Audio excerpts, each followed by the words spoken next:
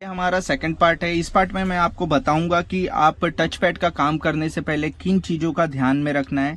सबसे पहले अगर आपके पास कभी भी इस तरह की पीसीबी आएगी तो पीसीबी को आपका सबसे पहले इसमें आपकी डोर स्विच कनेक्ट हो रही है नहीं हो रही है, और हमारी रिले आउटपुट दे रही है नहीं दे रही है, इन चीज़ों का आपको ध्यान में रखना है।